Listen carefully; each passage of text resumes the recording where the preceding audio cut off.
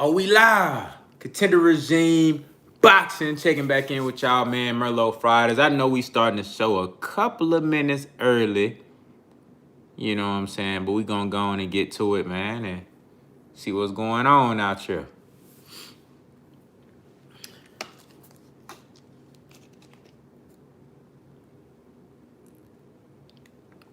No Merlot today. I'm sipping on my H2O, man. Trying to stay hydrated out here.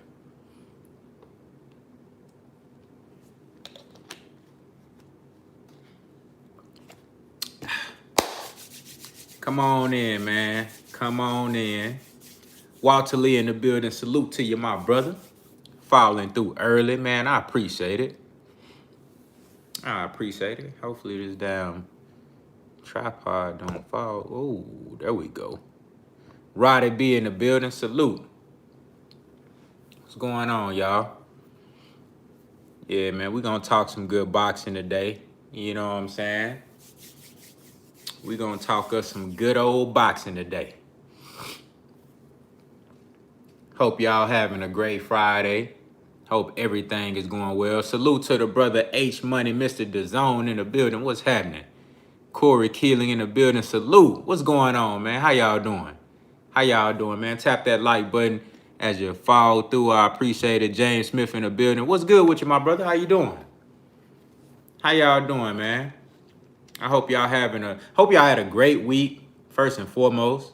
You know, if you're here on this live, that means you made it to the end of the week alive.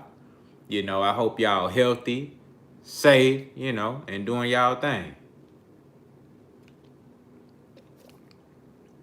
My boy Walter Lee say, is T.O. messing up? I don't know, bruh. I don't know. It was some people understood what I was saying on that video, but a lot of people feel like I'm tripping. You know, a lot of people feel like I'm overanalyzing. But I think it could be a bad move. You know what I'm saying? People say, you know, well, you can come back from a loss. I'm not debating that. You, Mr. Money in the building, salute to you, my brother. How you doing? I'm not debating whether or not you can come back from a loss. That ain't what I was saying. The fact, D. Griggs in the building, salute. It's the fact that when you haven't put in the work, you haven't done enough to garner the type of, money that Teofimo Lopez was asking for, in my opinion. Now, I'm not saying don't go get your bread, and I'm not saying you can't come back from a loss. All I'm saying is that if he go out there and he don't make this, if he lose, if this shit ain't like a split decision or a majority decision or a controversial win for Lomachenko, like if he get blew out the water, whether he gets stopped, beat the fuck up, or Lomachenko make him quit, it's gonna be bad for Teofimo Lopez. It's gonna be bad for him because you done asked for all this money. Y'all gotta keep in mind, he early in his career. So it's like you kind of putting the stagecoach before the horses. You asking for all this money and you ain't done nothing. You go in there and you get your ass whooped. It's gonna look bad. Now, I'm not saying that he can't work his way back up, because he can. I've seen it done before. But it's gonna be hard as fuck. It's gonna be hard. It's gonna be hard because everybody gonna always say, well, you got your, even though it's Lomachenko. Now, it matters how he loses, if he does lose. But people gonna be like, well, shit, you got Lomachenko problems. You got beat by Loma, you know what I'm saying? And you went out there and asked for all this money. We ain't gonna pay you all that. Now, I mean, we'll set you up for a fight. You already know Bob Arum cheat. So we'll set you up for a fight, but is you really worth that, though? That's all I'm saying. The point of the video, though, was to put emphasis on the amount of pressure that Teofimo Lopez added to himself. He added extra pressure on himself by going about this the way he did. That's my opinion on that. Salute to Jay Cooley in the super chat. What's happening, my boy? He say boxing is back because EJ is back. Big fish. My brother, you ain't said nothing but the truth. You ain't said nothing but the truth. That's 100. That's 100. D. Griggs say Lomachenko going to sleep on God. Now look, see, now that's another, and we gonna delve deep into that fight. We gonna delve deep into that fight. Cause a lot of people took that last video I did as if I was making a prediction. You know what I'm saying? Now, I broke that fight down multiple times. I got two very, very, very extensive, very intricate, and in my opinion, very, very good and credible videos where I break down that fight in its totality. I really break that fight down from every aspect, all possibilities. Go back and watch those fights, and we're going to talk about that today. You know what I'm saying? Because I think Teofimo Lopez has an excellent opportunity to win that fight. I think he got all, I think it's a 50-50 fight. I told y'all that. That shit ain't changed. But the fact that he put that pressure on himself, oh man, that could, like I said, this gonna be a make it or break it type of situation for him. If he go out there, he perform well, it's gonna do wonders for him. You know, if he go out there, he lay an egg, he freeze up, you know, the light's too much for him. You know, he go out there and quit like Nicholas Walters did, like Guillermo Rigondeaux did. You know what I'm saying? And he looked like a, you know, like an amateur. If Lomachenko make him look like that, bro, it's gonna be bad for him. And initially, I didn't believe that he had that pressure on him. He had pressure on him, but not this much pressure on him. I think he's added just that much more pressure on him by going about this the way he did. But I still think he got an excellent chance at winning this fight. D. Luckett in the building. Salute to you, my brother. Let me go ahead and bop. There you go, my brother. Salute to D. Luckett and always coming through, showing love. Came to win in the building. Salute. Stephen Phillips in the building. Salute. What's going on, man? What's happening? What's happening? Shout out to the sister D in the building. Salute to you, queen, for coming through. I greatly appreciate it. I greatly appreciate it.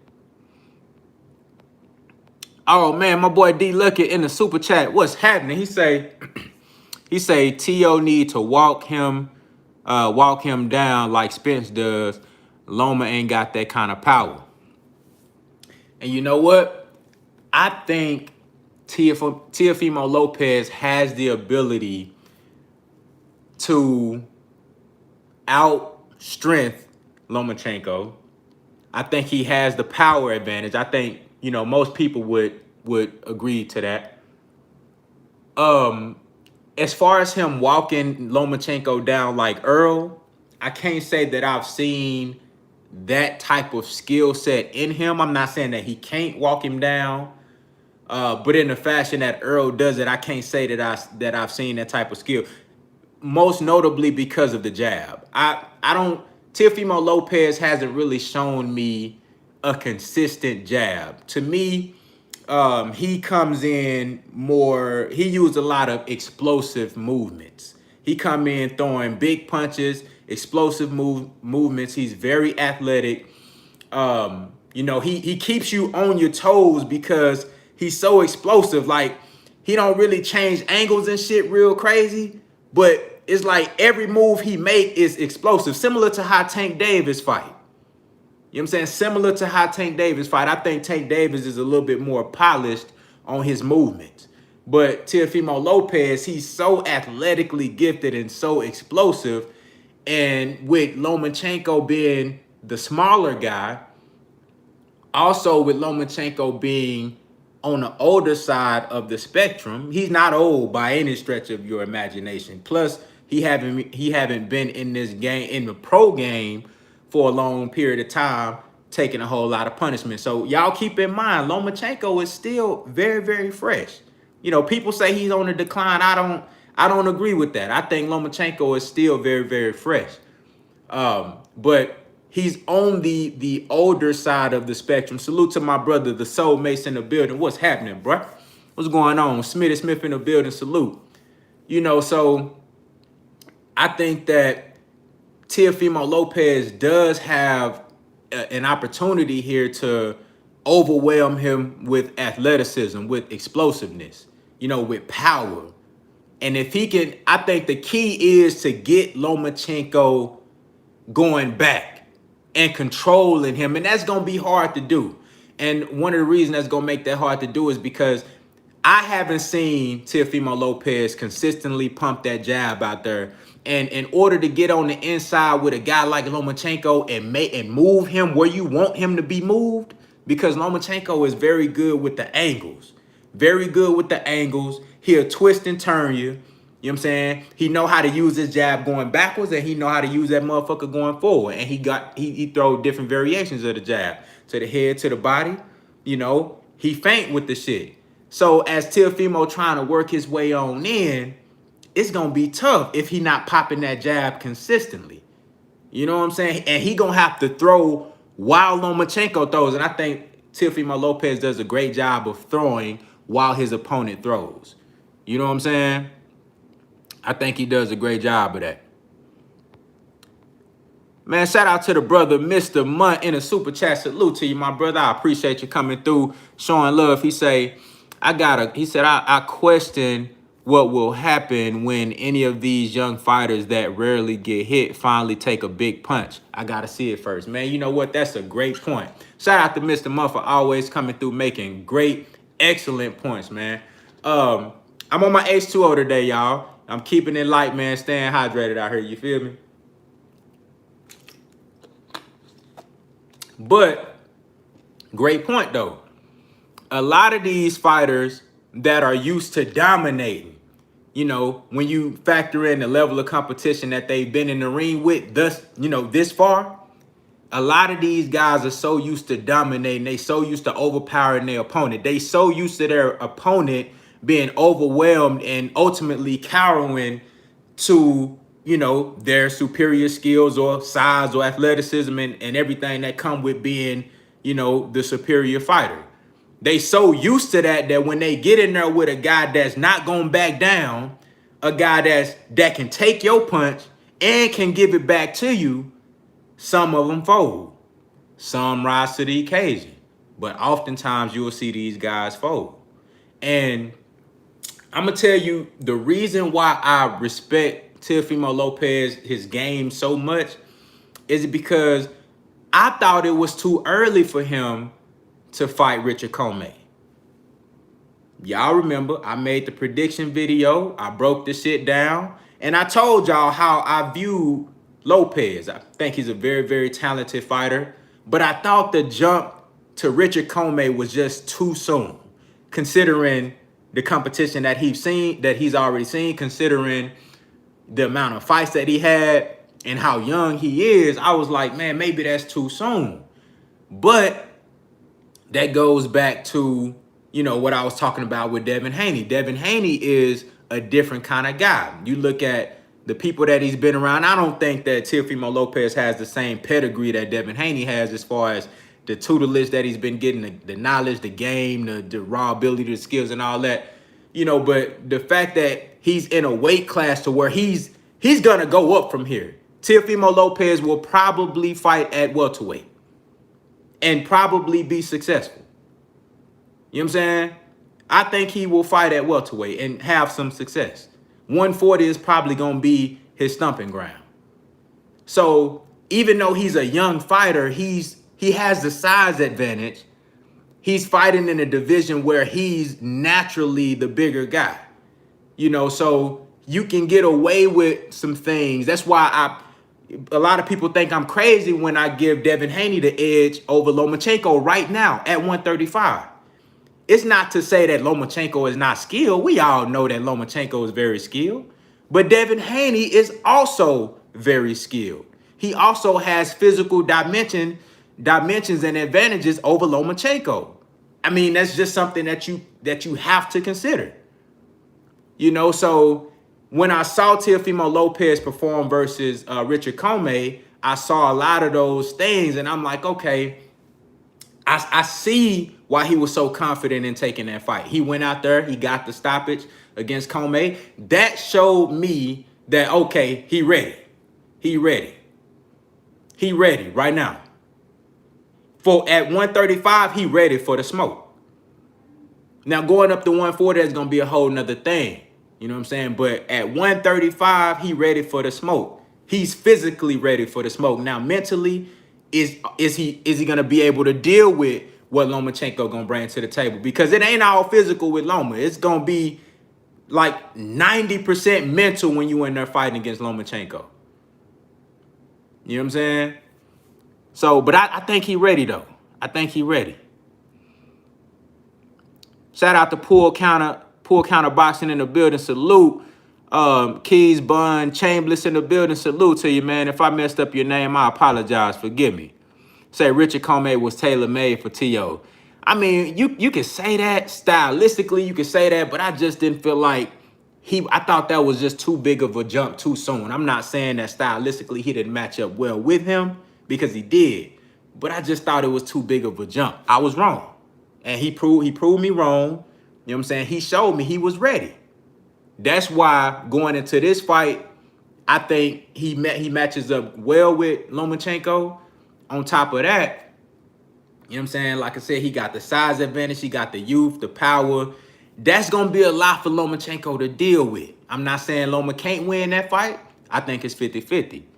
It's gonna be both guys got some challenges that they gonna face in this fight that they, that they really haven't seen. You know what I'm saying? I think Loma, when you look at Nicholas Walters, he was a smaller guy. He had power, but he just wasn't like just fucking super athletic and explosive like Lopez. Go back to Gary Russell Jr. Gary Russell Jr. fast hands, but we all know he throw every punch at the same speed, every combination at the same speed. He don't switch his shit up. He really ain't got all that much power. I think Teofimo Lopez is something different than Lomachenko has seen in the pro game this far. And I think obviously that Loma is something different than Teofimo has seen. So I think both guys are going to face, some unique challenges in this fight. Man, salute to everybody coming through, man. Hey, shout out to the brother Money Brown TV. What's going on, my brother, man? Hey, if y'all ain't already subbed to Money Brown TV, slide on over to the Money Brown TV. Make sure you sub to my brother, man. That brother over there got some great boxing talk, always coming with the real. He say, most definitely going to fight at welterweight. Yeah, I definitely see him fighting at welterweight, man. Hey, shout out to JB Edwards. What's up, my brother? What's going on? What's happening? Man, y'all coming through today. I appreciate that. Tenet 2020 in the building. Salute. Gonna be a unique matchup. Yes, sir.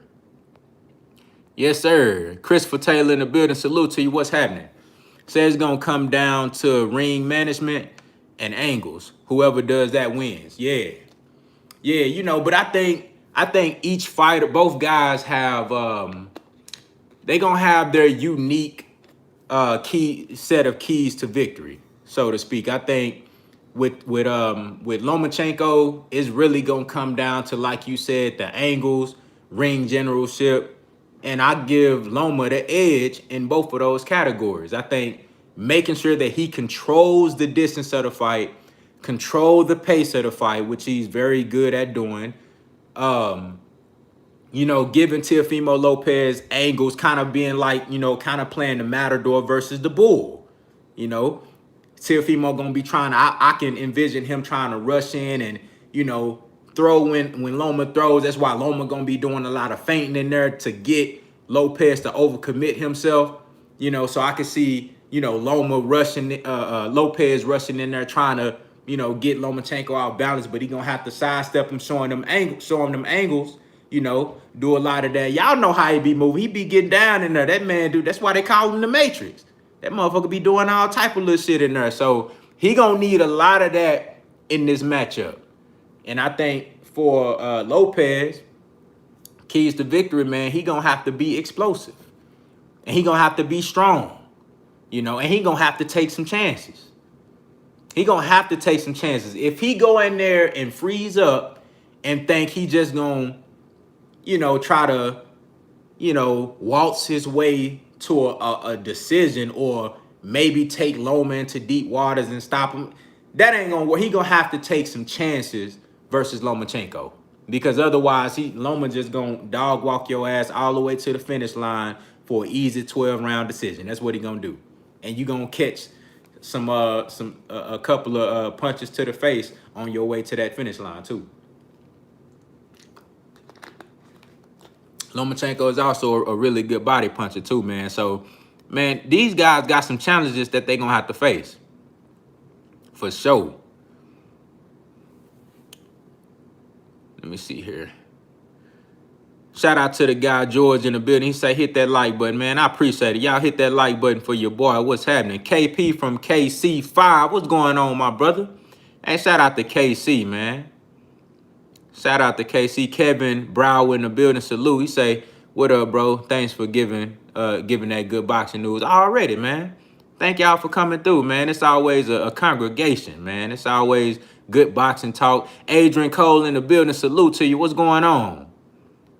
What's going on, y'all? But yeah, this gonna be a great fight. This gonna be a great fight. I can't wait. Say if Loma stay on his toes, he will beat Lopez. Lopez will destroy a stationary target. Lopez don't have the ring IQ yet to beat Loma. That right there, shout out to Pool Counterboxing, man. That right there might be the tail of the tape. That might be the tail of the tape right there. You know, Loma gonna have to keep Lopez off he gonna have to keep him on his toes, keep him, you know, off balance, and it's gonna come down to that ring IQ. You know what I'm saying? Now, sometimes, you know, that pure God-given ability sometimes could overcome skill and IQ in the ring. Sometimes, but that only really happens if that fighter, that more skilled or more intelligent fighter, just has either like an off night or they get old overnight or some shit. Like, that's normally, you don't see that. You know what I'm saying? Normally you'll see the guy with the higher IQ, with the better boxing skills. Normally you'll see that guy prevail. With the more experience, normally you'll see that guy prevail. You know what I'm saying? No, and that's what I expect. You know, I'm calling it 50-50. Shout out to my brother Puncho Esparza in the building. Salute, man. Yeah, I started the show a little early, man. I appreciate you for making it on through. You know what I'm saying? But, you know, I'm calling it 50-50. But honestly, I expect Loma to, I'm giving Loma the edge. Like, let's not get that fucked up. He's the favorite, you know, but I'm not ready to give a prediction just yet. You know what I'm saying? I'm calling it 50-50. I think both guys have equal chance to win, but I'm leaning towards Lomachenko. You know what I'm saying? I just think the skill, the IQ, the experience in big fights, it could be too much for Loma. And I mean, it could be too much for Lopez. And also, this new situation with him, with Loma literally giving him a part of his purse just to make this fight happen, you know, I think that adds more pressure to Lopez, and that gives Lomachenko more fuel to the fire to go out there and perform. He really want to fight this dude. He really want to beat this guy. You know, so, man, it's looking like Lomachenko right now to me. You know what I'm saying? Shout out to Matthew Valentine in the building. Salute to you, my brother. Appreciate you for coming through. Ashley's Corner in the building. Salute to you, queen. Thank you so much for coming through. I appreciate it. Ain't nothing, man. Just over here talking this good boxing talk. You know, just talking this good boxing. Shout out to Galvatron in the super chat. Salute to you, my brother. Thank you so much for coming on through. He say, hey, on the come in already, man. He popping champagne, got the bottles and everything, got the sparklers, the girls with the sparklers coming through, man. Hey, that brother having a party, man. Salute to you. Captain in the building, he say could end up like Floyd versus Canelo. That's possible. That's possible. You know, and in that case, going back to what we was discussing earlier about how this could affect Lopez going forward, you know, maybe this could make him a better fighter. If he had, but I don't know if he has the mental that Canelo has. You know, Canelo, you could tell that he really worked on his craft and wanted to be better. And he learned and gained a lot from that Floyd L that he took. You know what I'm saying? So, but this could be a similar situation. As far as how the fight play out, I can see that happening. You know, you got a young, strong fighter full of, you know, God-gifted ability and talent, athleticism, all that good stuff. But you got a veteran in there, man, a highly, extremely skilled veteran that really done seen, you know, almost every different type of style you can imagine, you know, and it could be tough. It could be tough. And like I said, you know, Loma, I think he's still fresh. People getting this idea that Loma is, you know, he washed up and old and shit. You know, he's older, but yeah, I think Loma's still fresh. Say Lopez reckless. Yeah, he can be reckless. He can be reckless. I think he gonna have to take some chances, but he can't be too reckless. JJ in the building, salute. He say if Lopez gets schooled, should he stay at 135 or move up? That's a great question. Honestly, I think he should go ahead and move up. I think he's one of those guys that he may be having some issues making 135. I don't think he plans on staying at 135 very long. And honestly, it might be better for him to go ahead and get a head start at 140 because we know that ultimately Devin Haney will go up to 140. We know that ultimately Ryan Garcia will be at 140. We know that his other guys, I don't know if Tank Davis would ever fight at 140. It's possible, but I really don't see it. You know, but we know that 140, and then they already got killers up there right now. I think he should go up there, you know what I'm saying, get him a head start, maybe win him a title. And then that way, when those other guys start to come up, you got some leverage. You know what I'm saying? You can go up there, stake your claim, you know what I'm saying? You know, turn up. And then when your adversaries like Devin Haney, Ryan Garcia, when those guys come up, now you already got your hardware. You chilling, you know what I'm saying? Now y'all can just go ahead and make big fights, you know what I'm saying? And then I think guys like Jose Ramirez, he gonna be at 147 by then. I get Jose Ramirez. Oh, hopefully they make that undisputed shit with Ramirez and Josh Taylor. I really want to see that fight. That's one of my like fights on my watch list. That's one of the fights that I really want to see. I want to see them go ahead and you know, unify 140, get that shit undisputed. And I think both Josh Taylor and Ramirez is going to move up. I think Regis Prograis is going to move up soon. So, yeah, you know, Lopez might as well go ahead and move up to 140. You know, that way he can go ahead and get a head start. You know what I'm saying? Say, I rock with PBC, but Shakur is coming soon for 35. Yeah. Yeah. I like how Shakur moving. You know, he ain't taking shit too fast. He kind of going at his own pace. He just moved up to what, 130? You know what I'm saying? Just move up to 130. Is he at 126 or is he moving from 126 and going to 130, right? Shakur Stevenson? Y'all confirm that for me. 130? Okay. So, yeah, I think, you know, Shakur moving at a good pace. Go ahead and try to take over 130. You know, get you some fights. I really want to see Shakur fight Gary Russell Jr., man. I think that's a great fight. Go ahead and get that shit popping.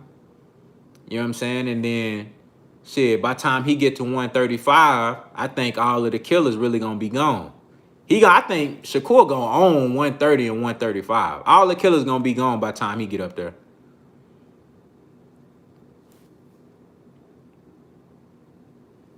Yep. I agree, Ashley. I feel like Stevenson beats Gary Russell Jr. I just think I think he got more tools, man. I feel like he got more tools than Gary Russell. I told y'all, I like Gary Russell Jr. He's a very, very, like, talented fighter.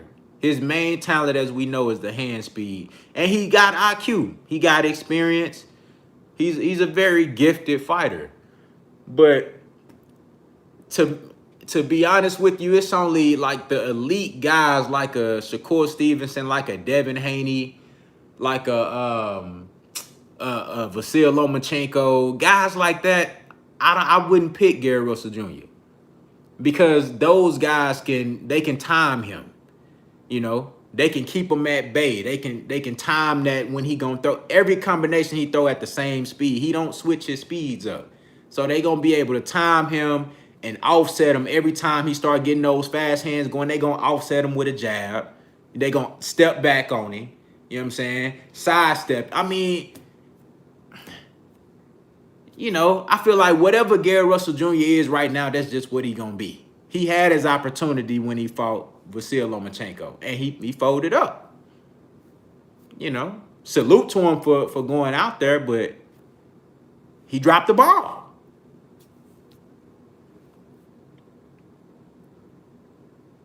You know what I'm saying? He dropped the ball.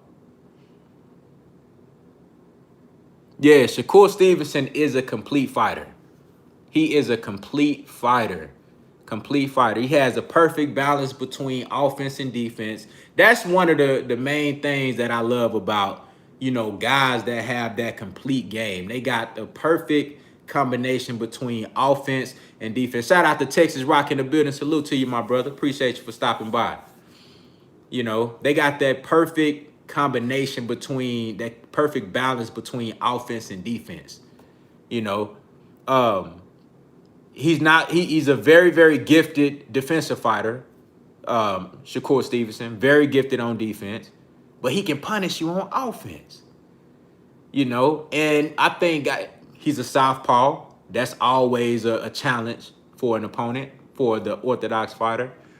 You know, but with guys like Shakur Stevenson, these are the guys that are able to make multiple adjustments in a fight.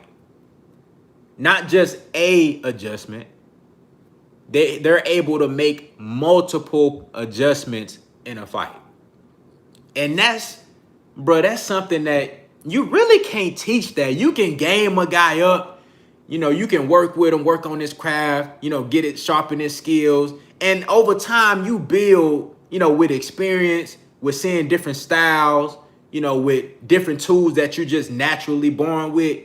Over time, you can, you know, sharpen your game to the point to where, okay, you can build a plan A, you can build a plan B. Okay, you can work on a plan C. You know what I'm saying? But not everybody can make multiple adjustments on the fly. I think Shakur Stevenson is one of those guys that if he got to make an adjustment to your adjustment, he can do that. Not everybody can do that. You know what I'm saying? That's one of the things that I love so much about Floyd Mayweather. Not everybody can make an adjustment to your adjustment. You know what I'm saying?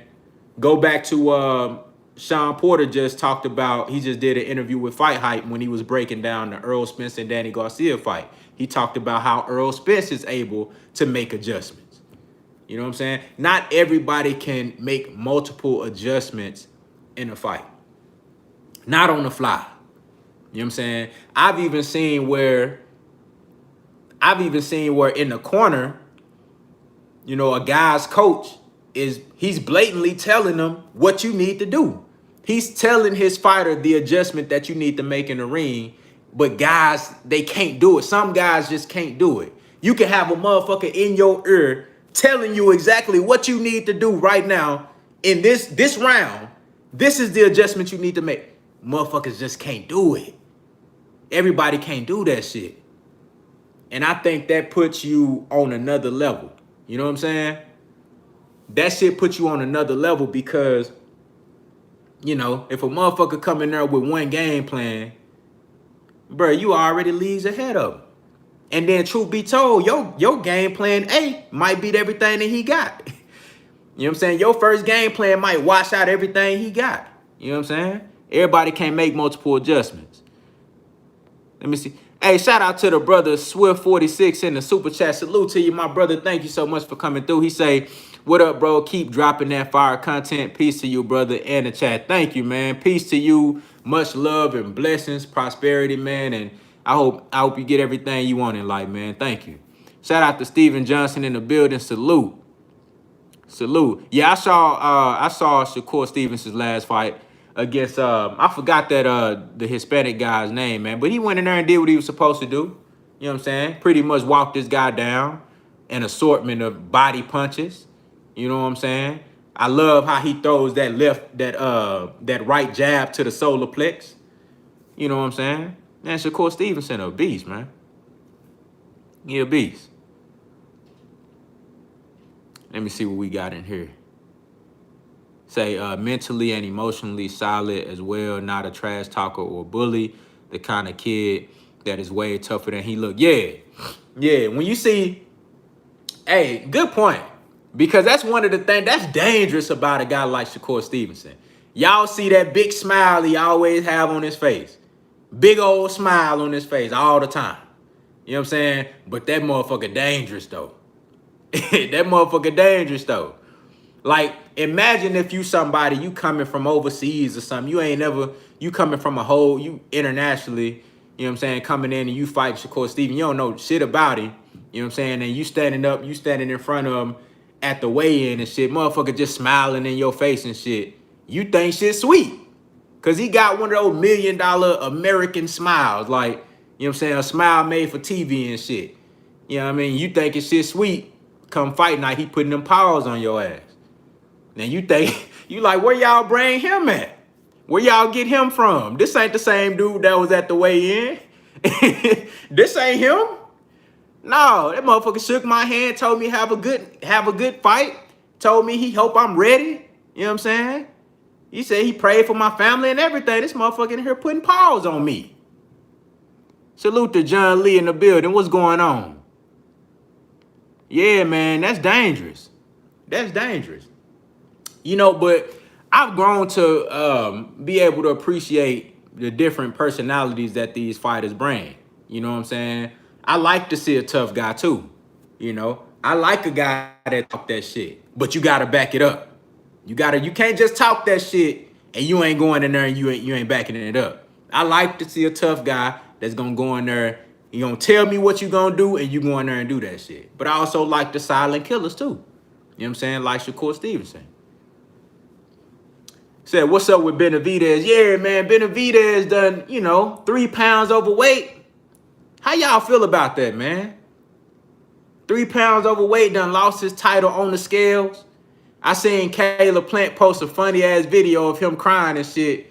Talking about, I thought a fat boy who couldn't make weight, you know what I'm saying, that can't get his belt back said something on that money bag yo shit. You know what I'm saying? Man, that's fucked up, man. I wanted to see, but he can get his belt back. I'm pretty sure he'll be in a position to get his belt back. But that's crazy. Bro, you had all this time to get in shape. You ain't had nothing but time. What you been doing? What you been doing? You see Earl, his next fight he ain't fighting until November. He already slimmed down in shape. What you been doing, David Benavidez? I seen him on the scale looking like a box of cigarettes. Bruh, body just square. Looking like he just ate before he got on the damn scale. Motherfucker body square. I'm like, bro, what? You look like a box of Newports, bro. Your shit square. You ain't got no type of cuts. Nothing. I'm like, bro, what the fuck going on? Bro, you done had all this time and you ain't been doing shit but eating. And then he gonna say, it was nothing I could do. I was dry as a bone. What you mean? See, that's the type of shit I don't be understanding. That's the type of shit I don't be understanding. Salute the Big Tex 33 in the building. What's happening, my brother? That's the type of shit that I don't be understanding, dog. You know what I'm saying? And boys can talk all the shit they want about Earl blowing up in his little off season, but the motherfucker ain't never missing weight, though. You know what I'm saying? That shit crazy. I hate to see a fighter lose their title on the scale. You know what I'm saying? Because it's kind of like, it's kind of disrespectful to the opponent, man. It's disrespectful to the fans, and it's disrespectful to your opponent, bro. You know what I'm saying? Because your opponent don't want he don't want to, even though he got to win the fight to get the title, he want that bitch to be on the line for everybody. You know what I'm saying? I know if I'm fighting somebody, if I'm the challenger, I'm fighting a champion, and he done lost his shit on the scale, I know that if I win, I still beat the champ and I still get the title. But This shit just kind of take a little steam off of it to me. You know, maybe I'm tripping. Just take a little steam off of it to me, man. I don't like to see a guy losing their title on the scales, man. Dallas Cowboys fan for life. Salute to you, my brother. He say losing on the scales is like losing pool because you hit the 8-ball. Oh, boy, that's a cold ass analogy. That it is. It is just like that. Bro, you done fucked around and hit the 8-ball in on your first hit. You done lost. God damn, bro, you ain't even really played yet. That's crazy. That's crazy. He said he about to punch old boy. Yeah. Oh yeah, nah, he about to beat the hell out. Hey, but what's his name? Angulo. I think he from Cuba. Ain't he from Cuba? Dude can fight. He old though. He on the older side. He like 36. You know what I'm saying? But dude can fight though. I think he only lost to Gilberto. Now I'm gonna forget that dude name. Gilberto, the undefeated guy. You know what I'm saying? He only lost to the undefeated dude. You know, the Mexican dude, I believe. But, you know, dude can fight. He's a puncher. Got like 22 knockouts, 26 victories. You know what I'm saying? But he like 36 years old. I think Benavidez is going to beat the shit out of old boy. Yeah, Gilberto Ramirez, yeah. He only lost to the undefeated dude, Gilberto Ramirez. You know what I'm saying? But, you know, hey, salute to my brother G Mays in the building. What's happening, man? What's going on? But yeah, man, you know, I think David Benavidez is going to go in there and do his thing. But it's just, like I said, bro, I hate when that happened, dog. I hate when that happened, man. You know what I'm saying? But it should still be a action-packed fight. You know, salute to both fighters. I wish the best for both of them. And hopefully this is a lesson for David Benavidez because he's still young, very, very young fighter. Got a lot in front of him. You know, he can still get the Caleb Plant fight. You know, I think this is a mental edge for Caleb Plant, though. Because those guys, truth be told, those guys are playing chess. They playing chess. Even though they ain't fought yet, they playing chess. That's why Caleb Plant made that video. You know what I'm saying? That's why he made that video on Instagram. They playing chess, man. And this right now, this is a one-up for Caleb Plant. Like, motherfucker, you not even focused. Every time I look on Instagram, Caleb Plant training. That brother right there, focus. Sweet hands, focus. Always in the gym training. Always in the gym training. You're not going to see Caleb Plant miss weight. You're not going to see that. That's a one-up for Caleb Plant. That's some shit for them to talk about. He said that Mexican food good, but too heavy on the tummy. For real. For real. John Lee say, what you think Danny gonna do with Earl? Man, look. Great question. So let's go ahead and talk about that. So let's talk about the keys to victory for Earl Spence Jr. and Danny Garcia. First and foremost, I know y'all seen, you know, the brother Earl. I know y'all seen what he said. I posted it in the community. I know y'all seen what the brother said. He said, look, if you think I lost a step, tune in November 21st. You will be disappointed. You know what I'm saying? You will be disappointed. But going back to Earl, and we're going to talk about that, but going back to Danny Garcia, I think Danny Garcia is, you know, he understands that this is the biggest fight of his career. He understands the stakes. You know, you got 2 titles on the line. You know, you about to fight Earl Spence Jr. on his first fight back. All eyes gonna be on you. You know what I'm saying? This fight might sell more than the Mikey Garcia and the Sean Porter fight.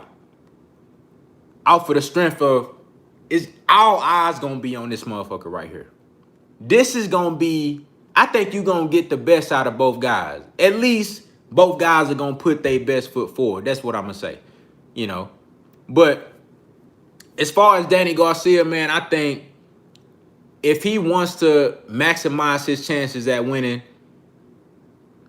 he gonna have to use that jab more.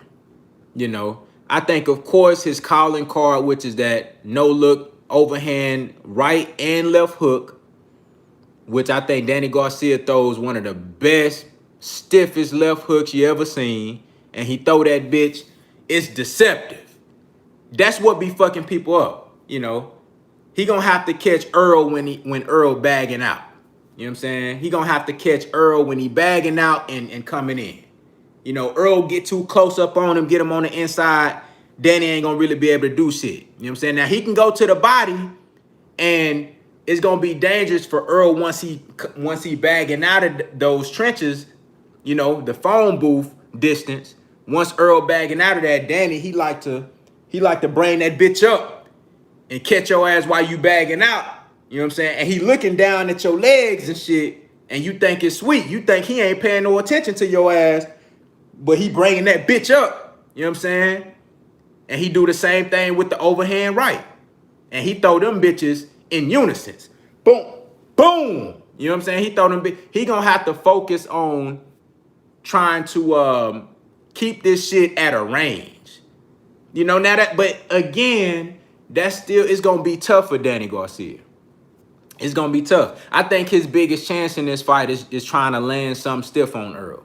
Honestly. You know, I think Danny Garcia's best chance, his only chance to win this fight is gonna be by KO. He gonna have to hurt Earl Spence and get him out of there. You know what I'm saying? That's what I think he has to do. Now, can he do that? That's another story. I mean, is he capable? Hell yeah. But will he do that? That's another story. You know what I'm saying? I think Danny Garcia is gonna have to play the long game with Earl. He can't rush it because I think Earl can win by decision, and I think Earl can stop him late round. So he gonna have to play the long game with Earl. He can't go in there and just try to get Earl, even though that ain't even his style. We know Danny Garcia is a slow starter. He's a counter puncher. He like to wait on you, let you get your shit off, and then he coming up over the top of what you just threw. You know what I'm saying? That's Danny Garcia in a nutshell. Timing and haymakers. That's what Danny Garcia do best. Timing, counter punching with haymakers. That's what he do. I mean, it's as simple as that. Those three things: timing, counter punching, and haymakers. That's what Danny Garcia do at his best. That's what he do. So he gonna have to play the long game with Earl. He can't get down on himself. Oh, damn, it's fourth round and I ain't winning no rounds. He can't do that. He can't get down on himself. He gonna have to play the long game. You know, so if I couldn't catch him in the fourth round, I could still catch him in the seventh. If I couldn't catch him in the seventh, I could still catch him in the 10th. He gonna have to play the long game with Earl Spence because he's not gonna be able to box with Earl. And he's not going to be able to just go in there and walk Earl down. He's going to have to play the long game. I really only give Danny Garcia a knockout chance in this fight. And it's possible, but I just don't see it happening. You know, I think Earl Spence, my initial projection, you know, on how this fight is going to go, I see Earl Spence going in there and putting on a 12-round, you know, accumulation of ass whooping. You know, maybe a knockdown or two here and there. Danny Garcia survive. Earl Spence win a wide decision, 12-round decision. I can see that. I also can see Earl Spence going in there and getting a late round stoppage. Round 9, round 10, round 11. After he done been, you know, tenderizing Danny Garcia and breaking him down over the course of the fight. You know, keys to victory for Earl Spence: number one, the jab. Number one, that jab. That's going to be the number one key to victory for Earl Spence, that jab. He has one of the best jabs in boxing. You know, that jab, he going to have to establish the distance and control the distance. You know, going to the body on Danny Garcia early, starting out with the jab. You know, I think Earl can start out fast and try to push him back. It's going to be up to him and Derrick James on the pace that they're going to start the fight out with. I think he got both options. I think he can start the fight out fast paced, try to push Danny back, get him on his heels early, just like how Keith Thurman did it, but Keith wasn't able to sustain that over the course of the fight. He ended up just boxing to a victory after maybe the third or fourth round. But I think Earl can go out there and push him back early, show him a little power, get him going back, and slowly but surely, break him down from there. I think Earl can also come out there and box him, similar to how he fought Mikey Garcia. Use his jab, keep him at bay. You know what I'm saying? Variate that jab to the head and to the body. Danny can be a little soft in the body sometimes. I don't know what type of shape he's gonna be in this fight. Danny can be a little soft in the body sometimes. He ain't never really been hurt, but he ain't never fought Earl Spence. So I think, Earl can come in there, work that jab to the head and to the body, establish your distance. You know what I'm saying?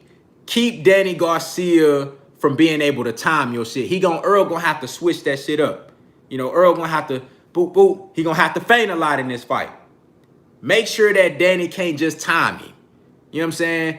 Boop, boop. You know what I'm saying? Break him down. I'm gonna say about round 4, round 5, Danny gonna realize he down on the cards, and then he gonna start going for broke. He gonna start throwing a whole lot of haymakers. I'm gonna tell you, between round 4 and 7, if Danny Garcia is still around, those are gonna be the most dangerous rounds for Earl Spence, because at that point, Danny will realize that I'm down on the cards. I gotta start throwing some more haymakers. I gotta touch this guy. I gotta hurt this guy. Those are gonna be the toughest rounds for Earl, or the most dangerous, I'll say, from rounds 4 through 7. If Earl can get through those rounds, weather that storm, and continue to slowly but surely, systematically break Danny Garcia down, I think by the time they get to round 8, round 9, round 10, honestly, man, Earl gonna be able to do whatever he want to do with Danny Garcia. I think stylistically, this is a perfect matchup for Earl Spence, but it's also a great matchup for Danny. If Earl decide to go forward the whole fight, because Danny Garcia is a counterpuncher. That's what he do. But the crazy part about Earl is, we just talked about this, he can make adjustments. He don't have to go in there and just walk Danny Garcia down. And we know that Danny Garcia not going to fight like Sean Porter, all shifty and, pushing forward with unlimited pressure, shifty angles. Danny don't fight like that, so Earl can take his time. Earl can pace. He can take his time. He ain't got to worry about a motherfucker all in his face and pushing. He can take his time. You know what I'm saying? He can pick his shots. He got the longer reach. He got the jab advantage. He got the ring generalship. Danny gonna really be right there for Earl. Just take your time. Break him down. You know what I'm saying? And then I think around 9, round 10,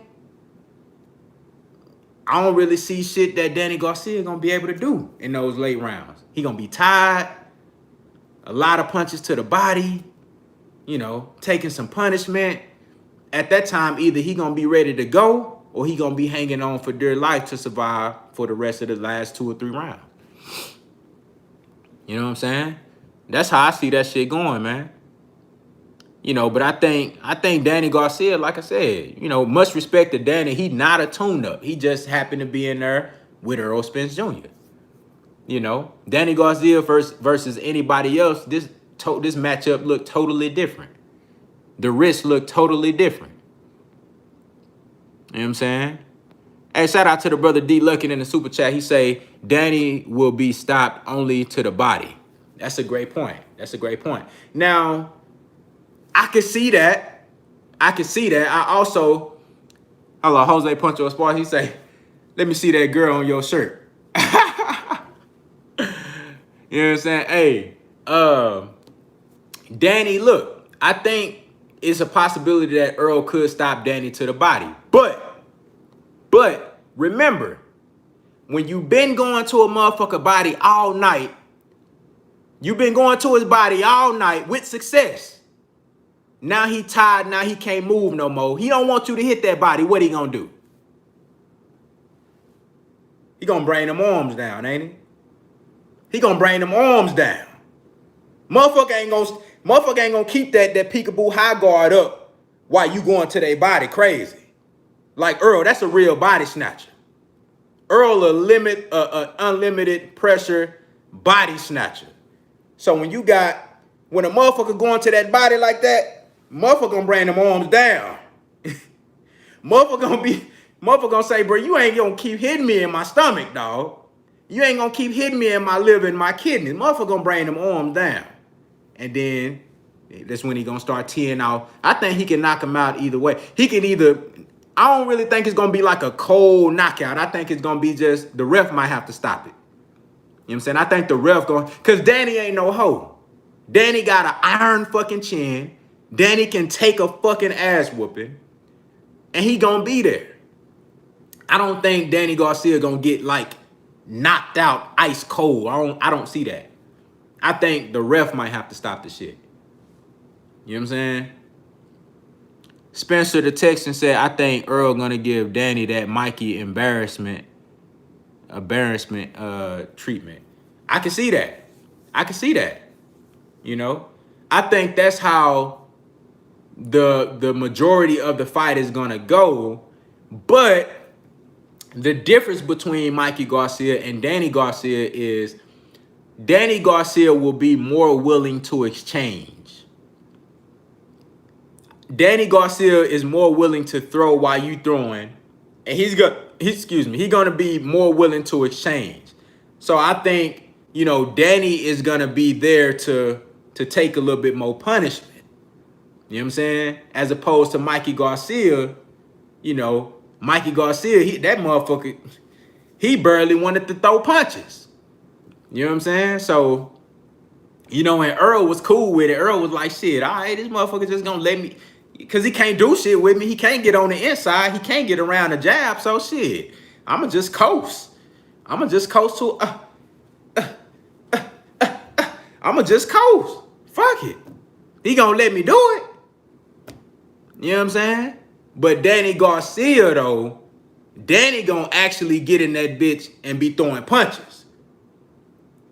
You know what I'm saying? Danny gonna be letting them bitches fly. Like, I'm telling, watch what I tell you. It's gonna be a point in the fight where Danny know he getting fucked up. He know Earl beating him to the punch every time, because I told y'all, Danny gonna let you be first and he wanna counter your shit. So if you let Earl Spence be first, what you think he gonna do? He gonna be first. He gonna beat you to the punch every time. And there's gonna be a point in that fight where Danny realized, like, this motherfucker, goddamn, he just gonna start throwing them bitches. He gonna, he just gonna start throwing them hoes. I'm talking about, and then I think Earl gonna catch him with some shit, like, you know what I'm saying? Danny gonna start throwing them bitches. He gonna go for broke. He ain't like Mikey Garcia. Mikey Garcia was cool with just surviving. Danny Garcia gonna go for broke. That's why I told y'all, like, between rounds 5 and 7, possibly 8, those might be the most dangerous rounds for Earl Spence, because I can envision Danny Garcia being down on the cards and realizing, I gotta go for broke. I gotta throw everything I got. I'm not gonna win on the cards. I gotta knock this motherfucker out. It's gonna be dangerous. It's gonna be dangerous. Say Danny power isn't an issue. Man, you a damn lie. Not if he land that bitch on the chin multiple times. If he land them bitches flush more than once, I'm talking about, like, if he get all his leverage on them bitches and land them flush, that's a problem. That's a problem. That's a problem, bro. I think Earl can take them hoes. But you never know, bro. You never know which one of those punches are gonna apply the perfect amount of pressure to knock your ass out. That's dangerous, dog. That's dangerous, bro. That's dangerous. Alaman Cruz in the building. Salute to you, my brother. What's happening? Say Crash 34. What's going on? He say, if Sean Porter say Danny Power is overrated, I don't think he'll be able to hurt to hurt Earl, which will lead to a stoppage. That's a great point. That's a great point. You know what? We got to keep in mind, though. Keep in mind, y'all. Sean Porter is a very, very gifted fighter. Very skilled. Remember, I told y'all, I said, Sean Porter, in order for Sean Porter to have success against Errol Spence, he gonna have to perform like he did when he fought Danny Garcia. Before the Errol Spence fight, I felt like the Sean Porter that fought Danny Garcia, that was the best Sean Porter I ever seen. You know why? Because that was the first time I seen Sean Porter give me the perfect blend between roughhousing, football, wrestling shit, and boxing, counterpunching, great foot movement, hand speed, IQ. That was the first time I seen Sean Porter give me the most beautiful blend, the perfect blend of the rough shit with the boxing shit. That's why he had so much success with Earl, because he brought that same game plan to Errol Spence. So it's gonna be hard. It was hard for Danny to land shit, and it's gonna be hard for him to land that type of shit on Earl, because Earl is gifted just like that, you know, in his own way, but he gifted just like that. What I'm saying though, you know, I don't think he's gonna be able to, like, Earl ain't just gonna sit there and let you hit him with crazy ass shit. I'm not saying that. What I'm saying is that if he land them bitches on you flush, it's tough, because he can catch you coming out of the trenches, or he can catch you walking into the motherfucking trenches. I don't think he gonna be able to just catch Earl like that. But it's possible, and if he do, bro, you don't know what's gonna happen, dog. I'm just saying, bro, when his knockout ratio ain't insane, it's not. But I'm just saying, bro, when Danny Garcia land that bitch on you, dog, and it's flush, he can do some damage. That's all I'm saying. That's all I'm saying. Trust me, that motherfucker there can hit, man. He can hit. He say, but the only guy that was kind of rocked him was Kell Brook. Yeah, I don't really think you know, he necessarily even rocked him. I think, you know, he got hit definitely with some big shots, you know, with some big shots, you know, but I can't say that I've ever seen Errol Spence like hurt. You know what I'm saying? But you say rock, so I see what you mean. See, he got hit with some shit, you know. But I ain't never just seen Earl. I seen Earl hit with some shit. Like, even in his earlier fights, I seen him hit with a couple of shots. But I ain't never just seen him like do the stanky leg or nothing. I ain't never seen, you know what I'm saying? So I trust in his chin. You know what I mean? I trust in his chin.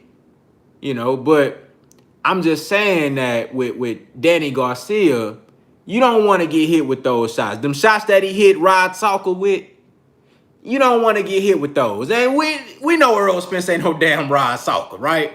But I'm just saying, you don't want to get hit with those shots that he hit Rod Salker with. That's all I'm saying. That's all I'm saying. But I expect, you know, Earl to go out there and be smart. I expect Derrick James and to put heavy emphasis on the no-look left hook and the insane overhand rights from Danny Garcia. You know what I'm saying?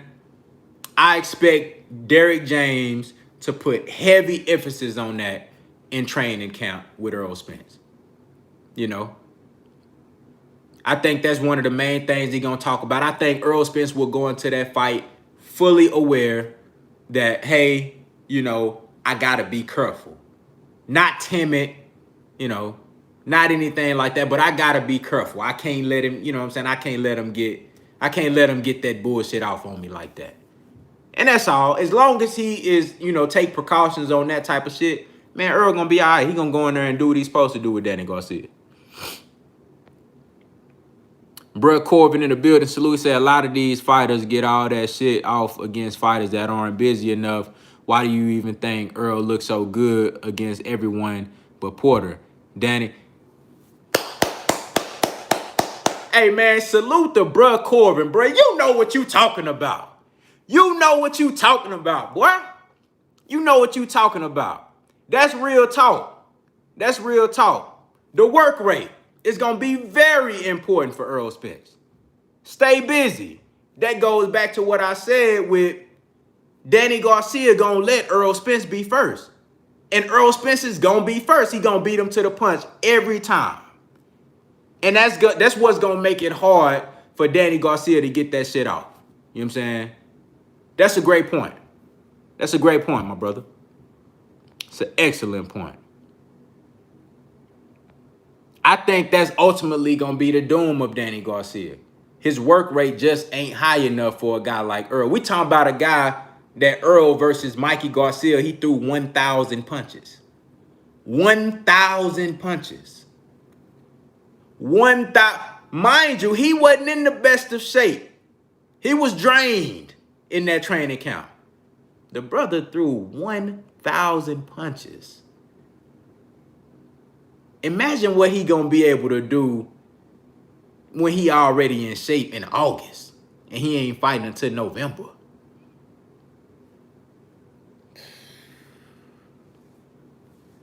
It's tough. That's tough. That's tough. That might be the doom of Danny Garcia. It's the work rate of Errol Spence Jr. It's going to be a tough thing to overcome. It's going to be a tough thing to overcome, man. Hey, shout out to the brother Eclectic Agitator in the building. Salute to you, my brother, for coming on through. I appreciate it, bro. Corey McGee say props to Derrick James, man. Yeah. Yeah, man. Yeah, I think Derrick James is going to have Earl, all the things that us fans, even the ones who really don't see Danny Garcia as much of a threat. And I can't even blame y'all, you know what I'm saying? Because y'all see the greatness of Errol Spence. Y'all got the eye test going on Errol Spence. Y'all know what that man can do.